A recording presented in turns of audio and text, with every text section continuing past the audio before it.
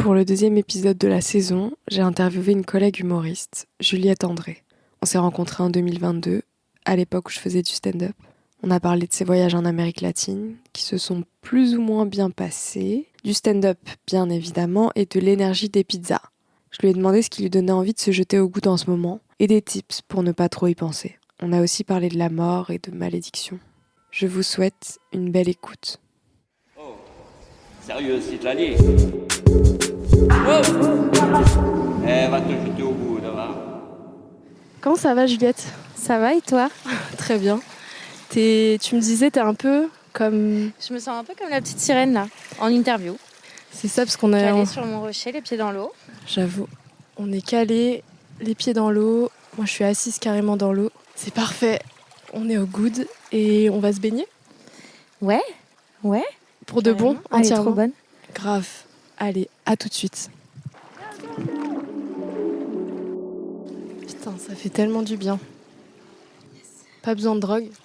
Et elle était bien bonne. Par contre, il y a ton verre qui s'est cassé la gueule dans les rochers. Ah fuck. On ira le ramasser après. Juliette, tu es originaire de d'où ? Je suis originaire de région parisienne, mais ça fait 13 ans que j'habite à Marseille. Ah oui, quand même. Tu Ouais. viens d'où, de région parisienne ? De Boulogne-Billancourt. Ouais, je vois bien. Je viens du 7-7. Du coup, Tu je vois viens d'où bien. dans le 7-7? Villeparisis, Ouais. à côté de... Ouais, tu vois ? Ouais. Putain, fou. Pourquoi tu connais ? Personne connaît. Je Villeparisis. connais de nom, quoi. J'ai déjà entendu, mais j'y suis jamais allée. Ok. Qu'est-ce qui t'a donné envie de migrer par ici ? Ça faisait longtemps que j'avais envie de partir de Paris. Et puis, mon frère habitait Marseille depuis 2 ou 3 ans. Déjà, mon frère aîné. Ouais. Et puis, une chose en amenant une autre. En fait, je cherchais un stage le stage le plus intéressant possible entre ma licence et mon master. J'allais un peu à reculons à la fac avec laquelle je me suis fâchée. Et en fait, j'ai trouvé cette opportunité de service civique à Marseille. Et tout s'est fait en 1 semaine. Ah ouais. Entretien, recrutement, départ, changement de vie. Putain. C'était rassurant de savoir que je pouvais dormir un peu chez mon frère au début. Ouais. Puis je me suis vite trouvé un appart. Et puis, en arrivant ici, je me suis direct sentie chez moi. Oh, trop bien. Je pense que j'ai tout de suite su que j'allais pas Repartir. repartir. Ouais. Ah ouais. Et t'as travaillé dans le social directement ? Ou l'éducation ? Non. Excuse-moi. Non, meurs pas. Non, je suis arrivée pour un service civique en médiation culturelle. Ah oui, ouais. Donc, j'organisais des expos et des conférences dans une asso d'architecture. Trop chouette. C'était trop bien. Ensuite, je voulais reprendre les études parce qu'avec une licence de médiation culturelle, on va pas bien loin. Ouais. Et puis, pour m'ouvrir des portes sur les conseils de mon frère aîné, j'ai postulé à différents masters, dont un en école de commerce. Donc, j'ai un master en école de commerce. J'ai pas trop aimé mon expérience en école de commerce. Spoiler. Mais bon, après, de fil en aiguille, je suis devenue chef de projet en agence de com. Et puis, ensuite, j'avais besoin de mettre un peu plus de sens à mon activité professionnelle. J'ai eu le temps d'y réfléchir pas mal pendant un voyage, un congé sans solde que j'ai pris en Amérique latine. Et puis, à mon retour, je savais que j'allais pas continuer éternellement dans la com, mais je me suis laissé un peu le temps. Et puis, en fait, l'agence a fermé avec le Covid. C'est là que j'ai fait une reprise d'études, passé le master MEF, donc qui est celui que passent les profs, enfin les instits, ainsi que le concours d'instit. C'était une année très difficile personnellement parlant. Confinement, master à distance, prépa de concours, super dur, seul chez moi, accompagnement de mon meilleur ami en fin de vie, ça faisait un peu beaucoup. J'ai quand même eu les écrits. Et puis une fois que j'avais les écrits, pour moi c'était évident que j'allais avoir l'oral. Et aux oraux, j'ai eu une excellente note et une note éliminatoire. Oh. Donc j'ai pas trop digéré ça. Et j'ai basculé sur une formation pro pour devenir formatrice en français langue étrangère. Ok. Parce que j'avais adoré mes cours d'apprentissage de la lecture, de l'écriture, de linguistique, etc. Donc j'ai donné des cours de français aux étrangers pendant un peu 2 ans, 3 ans.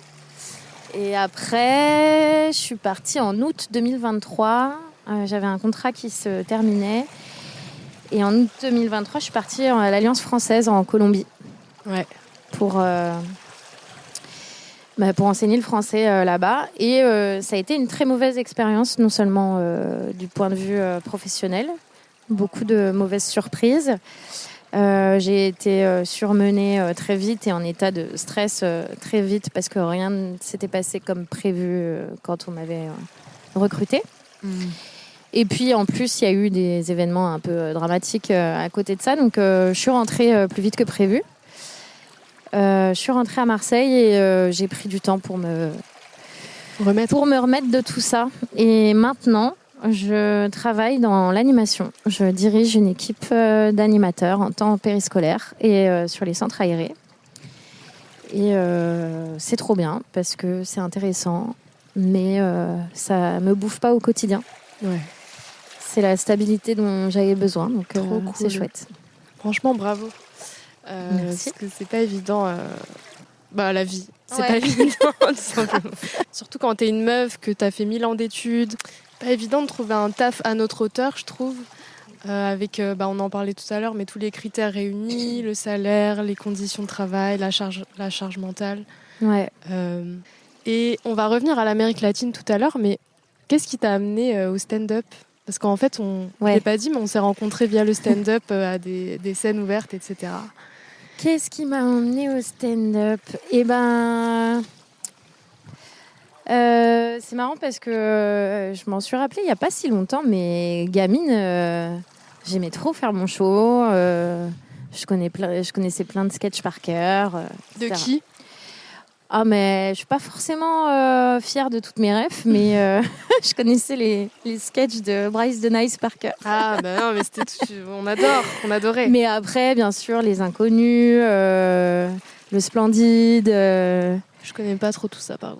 Le Splendide, c'est le collectif, la troupe qui a fait, entre autres, Le Père Noël est une ordure, Les Bronzés, etc. Okay. Mais Le Père Noël est une ordure, moi je me rappelle, on avait la cassette VHS du spectacle, parce que c'est une pièce de théâtre à l'origine. Ah oui, c'est vrai, ouais. Et je connaissais des scènes par cœur. Ah yes. Donc voilà, j'ai fait du théâtre presque toute mon enfance. Et d'ailleurs, avant de partir à Marseille, si j'avais pas eu cette opportunité de service civique, en fait, j'étais en train de tenter la classe libre du cours Florent. Oh. Ouais. Et bref, donc j'ai fait du théâtre, d'autres formes de théâtre à Marseille. J'ai bien kiffé. J'avais une super prof qui finalement a arrêté. J'ai fait une pause de tout ça. Et puis après cette année fâcheuse, assez terrible, où j'ai perdu mon meilleur ami, à la reprise, je voulais reprendre le théâtre. Je suis allée sur le site du théâtre qui avait juste à côté de chez moi, où mon neveu prenait des cours de théâtre. L'art du théâtre. Ouais. Et c'est là où on s'est rencontrés ou pas? On s'est rencontrés à des... Je pense des scènes, ouais. Des scènes et des moments entre stand-uppers, mais pas spécifiquement à l'art du. Je pense que tu as commencé avant moi. Ah, ok. Je pense que quand j'ai commencé, tu étais déjà en inter. Et bref, et du coup, j'ai vu qu'il y avait des cours de stand-up. Ouais. Et ça m'a parlé. Ouais. En plus, je venais de terminer la série Drôle. Ah oui. Et voilà, du coup, j'ai fait le cours d'essai, j'ai kiffé. J'ai tenté la première année débutant. Avec qui? Avec Sofiane. Ok. La sensation, je trouve, que tu as après la première scène, elle est assez dingue. En tout cas, moi, la sensation que j'ai eue, moi aussi. je tremblais comme une feuille morte, mais j'étais portée par, je sais pas quoi, l'adrénaline ou d'autres choses, mais j'étais dans une énergie de fou. Et puis, mon sketch, c'était un gros coup de pied dans la fourmilière de toute l'éducation que j'avais reçue. Ah ouais. De beaucoup de de choses que j'avais acceptées en silence. Et là, je commençais à m'en écarter. Et en plus, donc voilà, dans le public, il y avait mon frère et ma sœur. Donc c'était assez ouf comme moment, assez libérateur.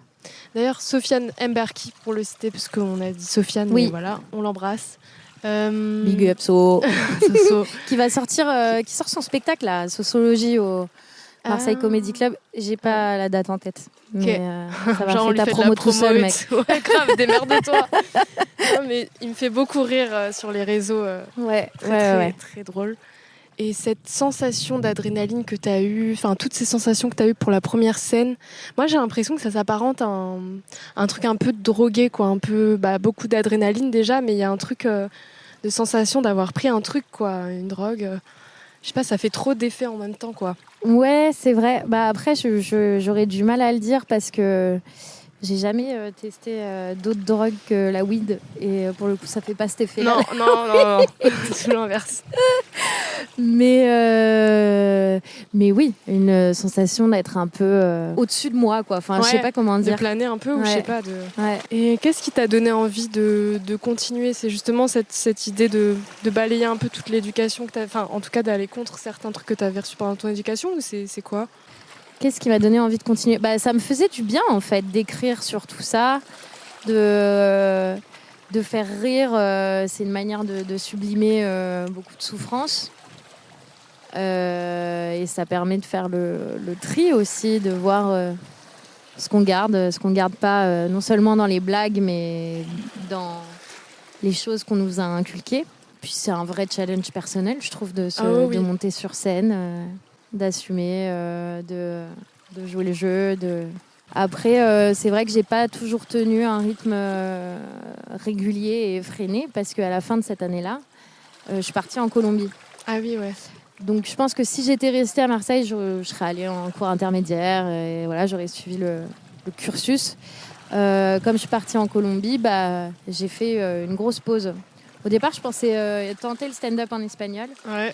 Et en fait, j'ai pas eu le temps. Ouais. J'ai pas eu le temps parce que trop de boulot.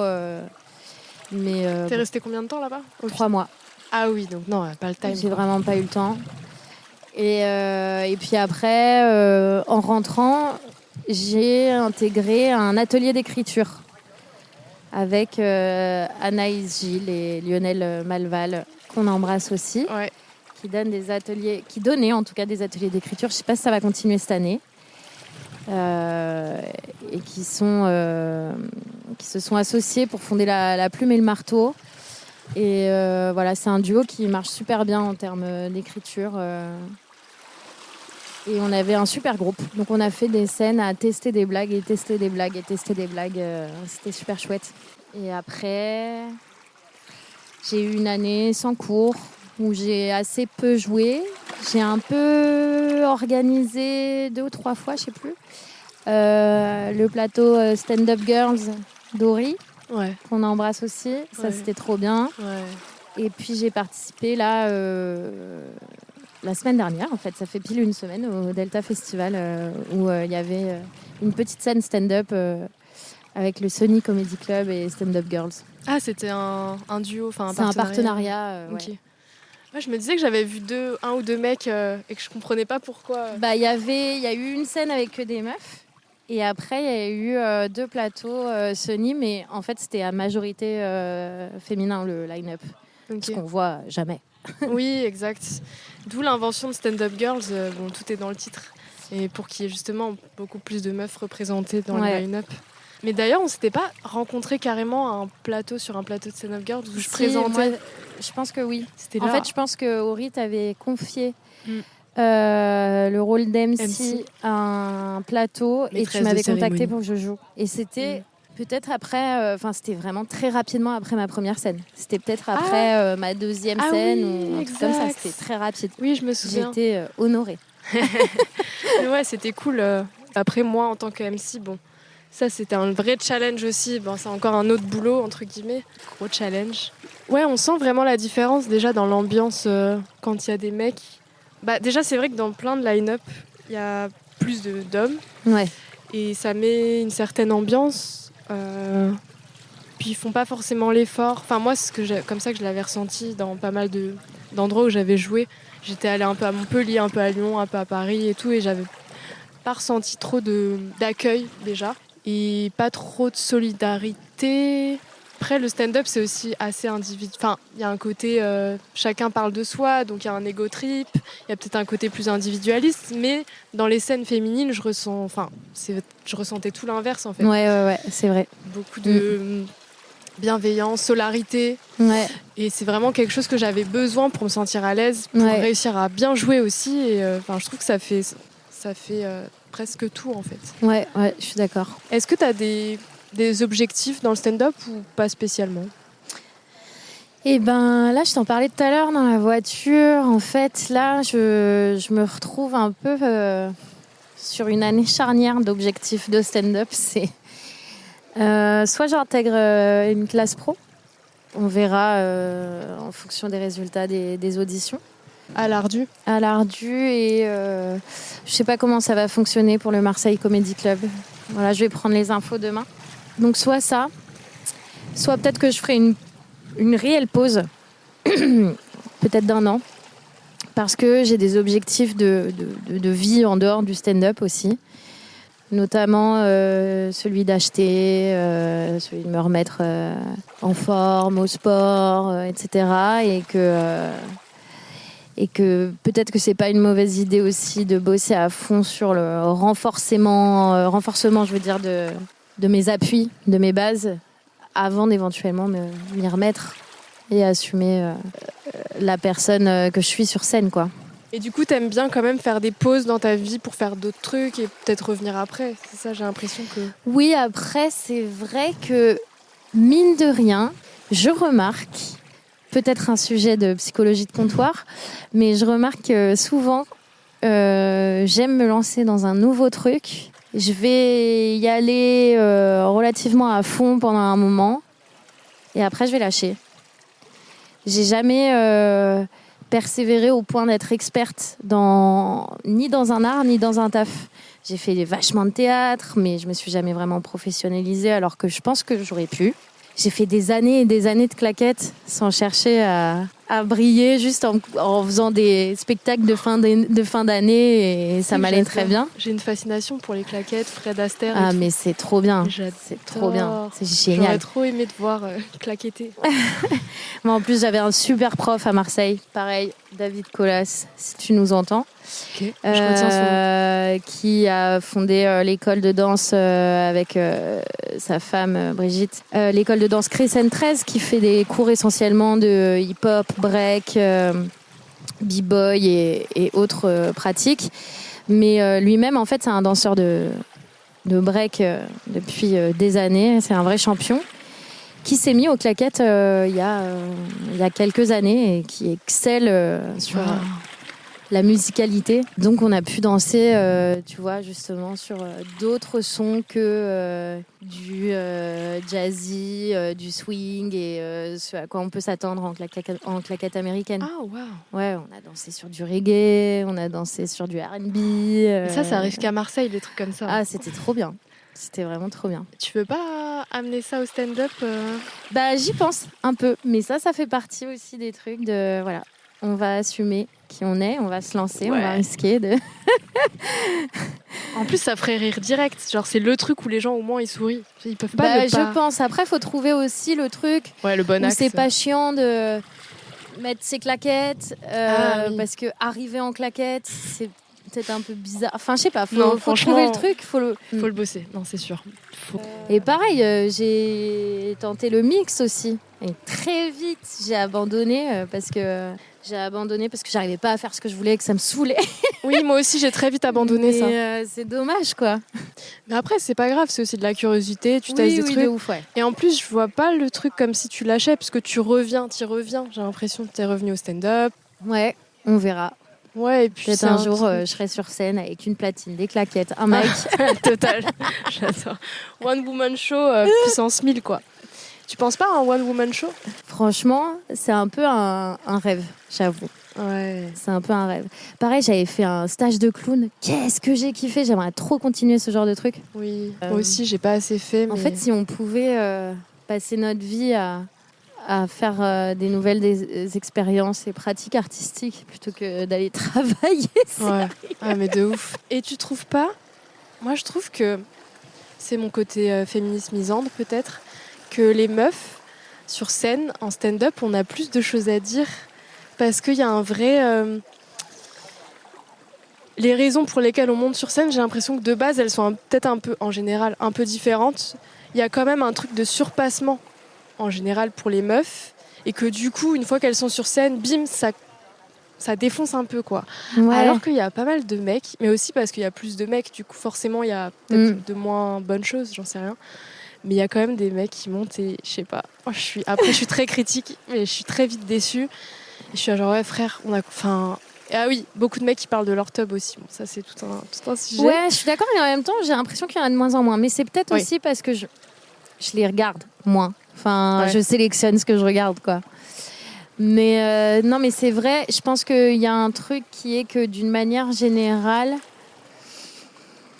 les meufs ont plus de mal à se sentir légitimes. Oui.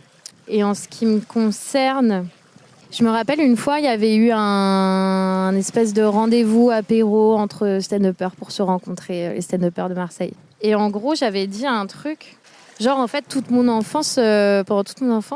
très longtemps, je savais pas que j'avais le droit de m'exprimer et de pas être d'accord, quoi. J'en ai pris conscience, mais hyper tardivement, enfin adulte en fait. Et du coup, je pense que je suis pas la seule. Non. Donc il y a un vrai sujet, je pense, de monter sur scène, arriver à dire des choses et à être écouté. Oui. Là où pendant longtemps, en fait, on a fermé nos gueules, quoi. Ouais. Même Lisa Mapola, gros bisous. Elle le dit, il me semble, dans une de ses blagues, que pour une fois, en fait, tout le monde est là à la regarder et l'écouter. Donc, en fait, on n'a pas le droit. Non, mais c'est vrai, On n'a pas le choix. Bon, elle le tourne d'une manière drôle, hein, bien sûr. Là, j'ai pas dit la blague. Pas en mode ouin genre non, mais d'habitude, non, écoute. Et à Marseille, c'est fou parce que j'ai l'impression qu'il y a pas mal de gens là qui commencent à, je sais pas si c'est le bon mot, percer, en tout cas à se faire connaître. Ouais, Et c'est allé assez vite. ouais. Avec l'émission aussi, quand t'as parlé de Lisa, l'émission là, avec Eric et Ramsey, là, il y a la saison 2 qui sort, il y a aussi des têtes. Ah ouais ? Ouais, il y a des têtes marseillaises, il y a Dudley. Je l'ai vu dans la bande-annonce. J'aimerais tellement voir des meufs. J'aimerais Vous, là. tellement voir Gabrielle. Bah oui. Cool. Oh, ce serait ouf. Ouais. Gabrielle Giraud, à suivre. Allez voir son spectacle au naturel. Ouais. Moi, je fais la promo de tout le monde. Hein, J'avoue. Mais fais Pas la ta mienne. promo aussi. Parce que- Bientôt, un spectacle en claquette. Ouais, c'est ça. Tac, tac. Pour parler de l'Amérique latine, toi, tu pensais rester combien de temps à la base là-bas ? Alors, il y a 2 sujets sur l'Amérique latine. Parce que je suis partie en voyage pendant 6 mois, en 2018-2019. Et là, j'ai fait le voyage de ma vie. J'ai parcouru en stop et en bus Argentine, Chili, Pérou, Bolivie, Équateur. Oh, waouh. Donc ça, c'était génial. T'as osé faire du stop. Ouais, mais en Patagonie, c'était pas risqué. Je l'ai pas fait en Bolivie, quoi. Quoique je pense que ce soit pas l'endroit le plus risqué. Bah, j'ai appris qu'en Bolivie, on balançait des ballons d'eau ou des trucs sur les femmes. C'était dans le guide Alors, il y a une fête, je sais plus laquelle c'est. Je me demande si c'est pas autour de Pâques ou je sais plus quoi. Mais ça, il me semble que c'est au Pérou, à Trujillo. J'ai assisté à une fête, notamment, où c'était un genre de carnaval ou je sais plus quoi. Et tout le monde se balançait des bombes à eau, quoi. Mais c'était pas juste sur les femmes. Ah ouais, non, ça c'était pas le même d'elle. J'avais un guide de la randonnée, enfin je sais plus, un guide de voyage solo, je crois, de l'Amérique latine, parce que j'y étais allée aussi en 2020. Et j'avais vu, attention en Bolivie, quand vous êtes femme seule, vous pouvez vous prendre des trucs d'eau en pleine gueule, quoi, en mode humiliation. Je me suis jamais reçu ça. Ah bah heureusement. Sérieux ? Putain. Peut-être qu'après c'est un truc un peu vieux. Bah je sais Peut-être pas, des en même années temps mon 80. expérience elle est pas récente non plus. Mais du coup, ouais, toi, pas de galère. Donc tout va bien. là, c'était trop bien. Et par contre, ma frustration, elle est sur mon expérience en Colombie. J'aurais dû rester 1 an et je suis restée que 3 mois. Ouais. C'était nécessaire de partir pour une question de santé mentale. Je compte bien y retourner déjà pas pour un boulot, pour voyager, barouder comme ce que j'ai aimé faire en 2018. Mais j'aimerais vraiment explorer ce pays parce qu'il est tellement grand, tellement riche, tellement varié, tellement intense. Je suis un peu frustrée parce qu'au final, j'ai pas vu grand-chose pendant les 3 mois alors que j'étais venue pour ça, plus pour voir du pays que pour travailler, j'avoue. T'étais venue pour kiffer, en fait. Bah ouais, c'est ça.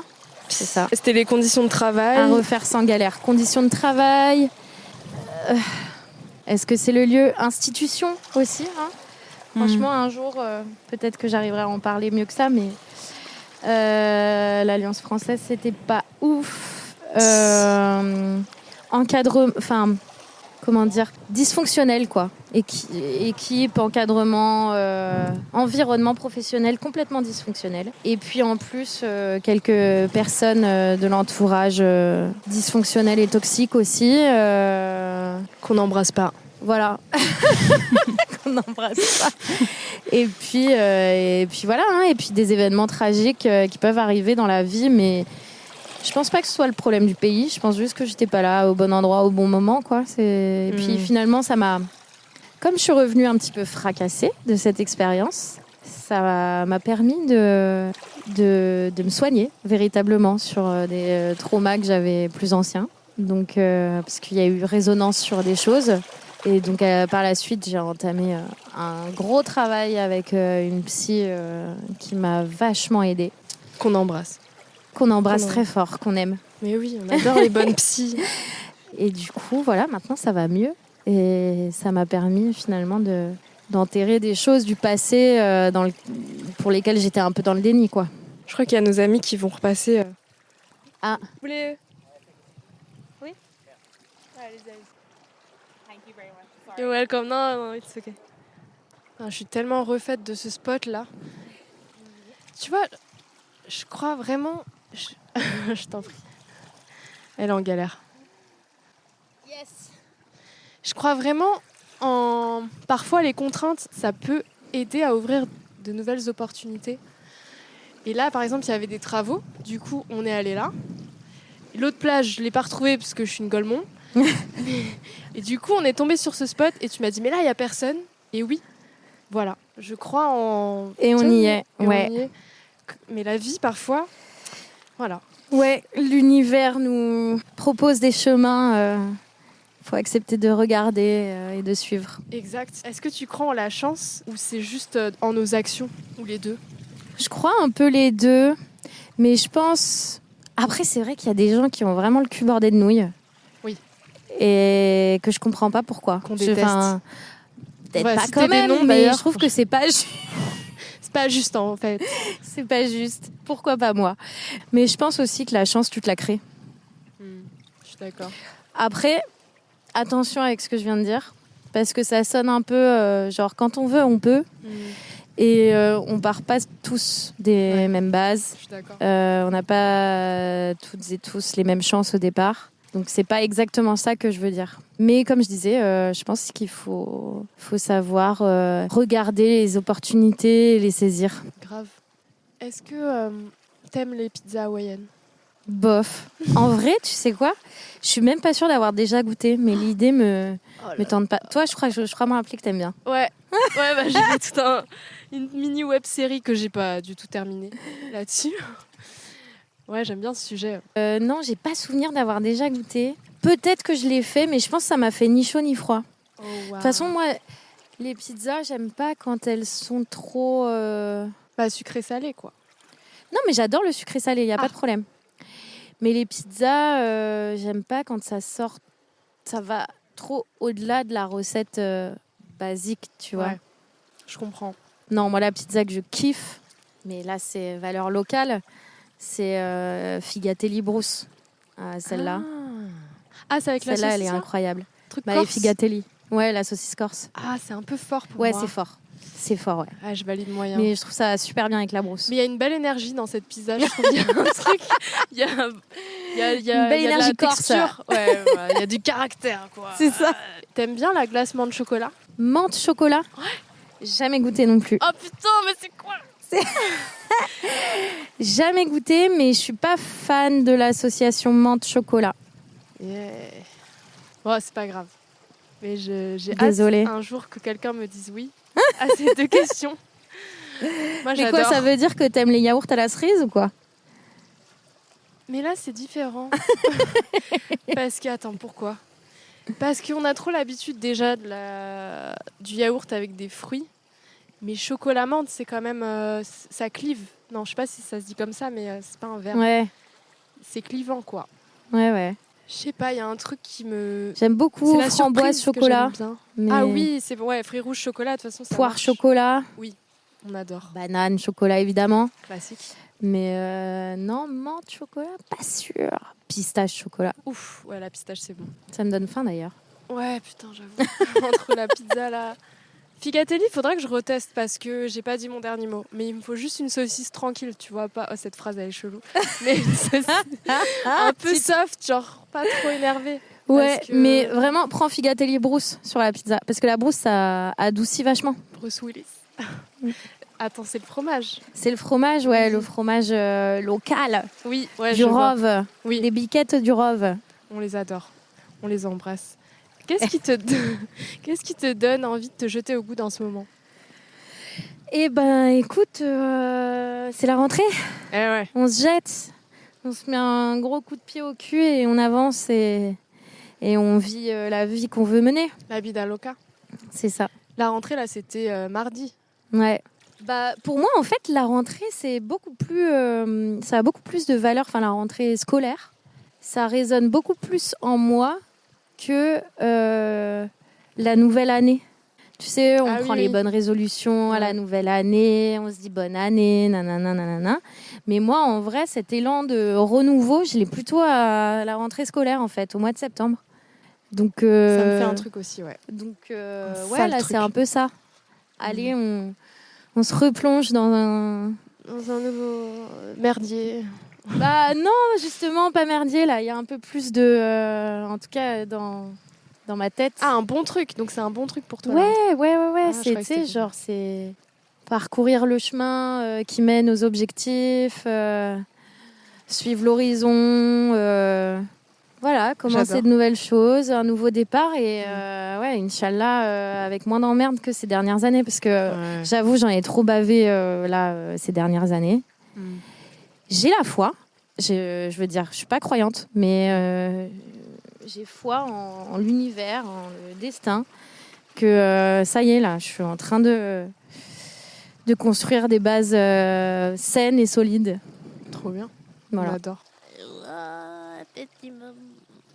Est-ce que, si jamais t'as pas envie d'en parler ou quoi, tu me dis, est-ce que tu penses à la mort parfois? Oui, tout à l'heure, tu parlais d'un ami aussi que t'as accompagné Ouais. en fin de vie.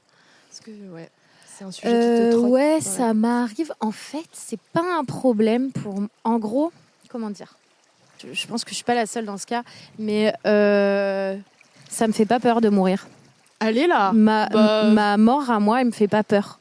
Ok. Ce qui va plus me faire peur, c'est le temps de souffrance et l'agonie, tu vois. Ouais. Mais si je dois mourir demain, bah, je me dirais...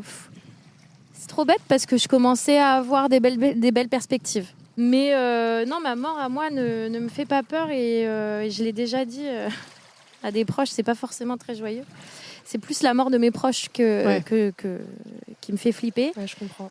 Étrangement, la mort est vachement associée au mec pour moi. Mais ça, c'est une histoire de vie. Enfin, j'ai perdu mon père quand j'étais bébé, puis un petit cousin, puis mes deux grands-pères, puis mon ex, puis mon meilleur ami. Wesh. Ouais, ça se passe quoi là? Après, C'est les ça. hommes sont fragiles aussi. Hein. Il s'agirait de dissocier ces deux sujets maintenant. Ouais. J'avoue, il se passe quoi là? Ouais, je sais pas, c'est chelou. Et voilà. Et non, aussi, il y a un truc peut-être qui pourrait me faire peur à l'idée de mourir. En même temps, c'est pour mes proches parce que je sais qu'il y a des gens que ça ferait souffrir. Et est-ce que, si je peux me permettre de creuser le sujet, le fait de perdre ces personnes, il y a eu quand même un effet positif dans le sens où t'as l'impression que ça t'a radicalisé dans... Attends, comment je peux tourner ça ? Est-ce que ça t'a amené sur une voie que maintenant t'en es contente ? Ouais, alors, plus ou moins. Je pense que... Comment dire ?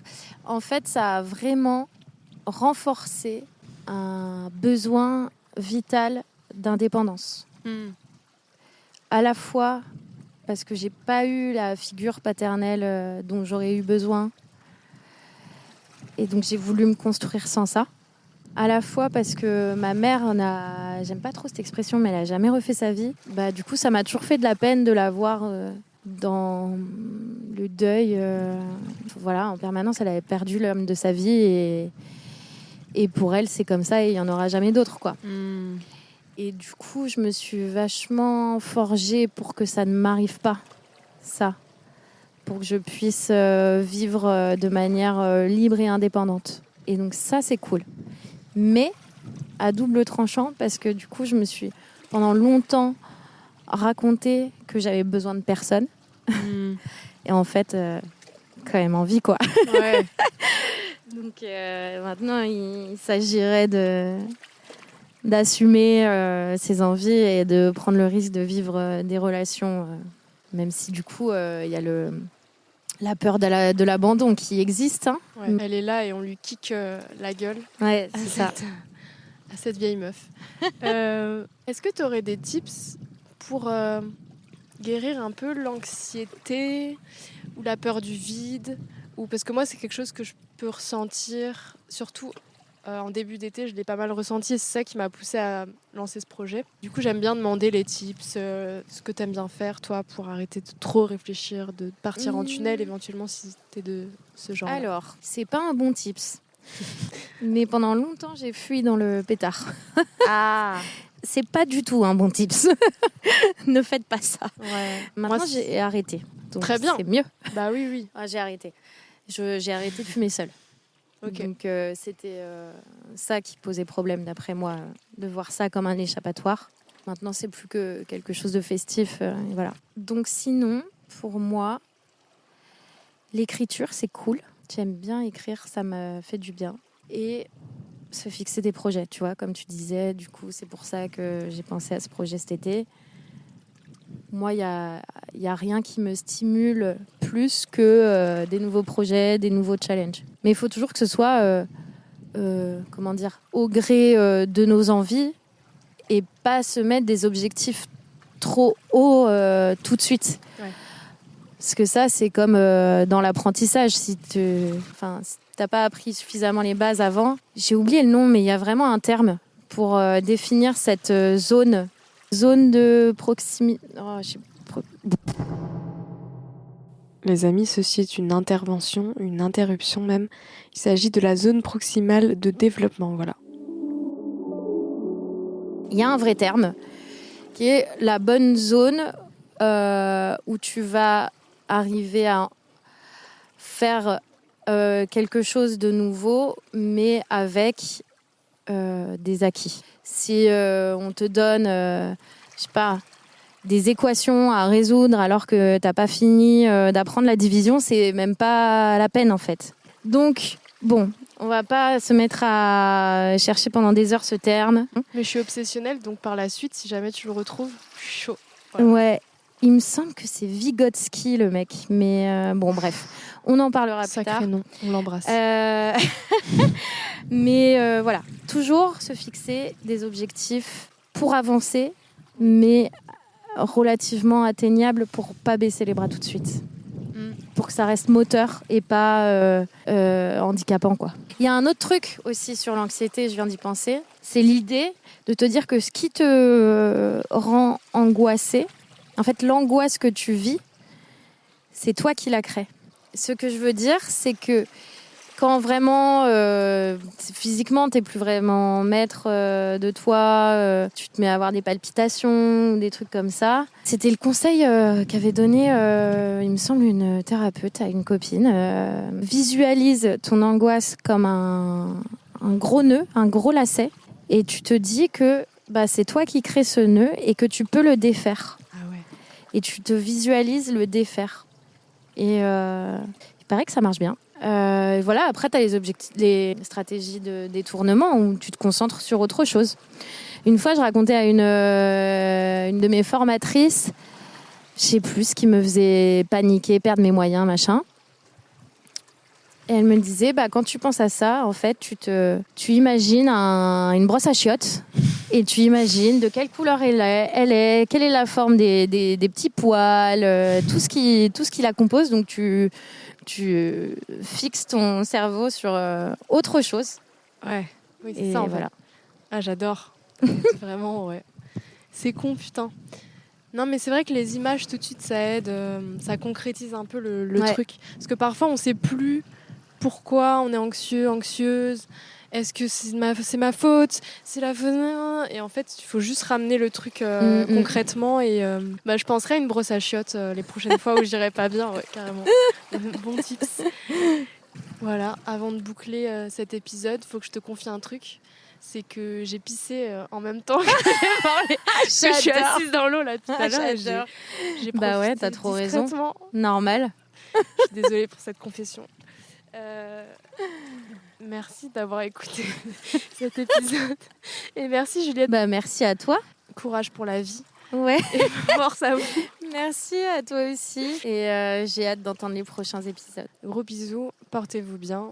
Bonne journée, bonne soirée et à bientôt. Bisous, bisous. Bisous. ASMR, bisous. D'ailleurs, c'est une référence à mes sketchs. Si jamais vous me connaissez, que vous m'avez vu sur scène, voilà, vous savez. On peut ne jamais s'arrêter aussi. Un grand merci également à Ronan Dubois pour le mixage et l'habillage sonore, ainsi qu'à Fred Restagno pour sa voix au générique. Retrouvez également d'autres formats d'épisodes plus courts, des sortes de journaux intimes, des tranches de ma vie. Prenez soin de vous et à bientôt.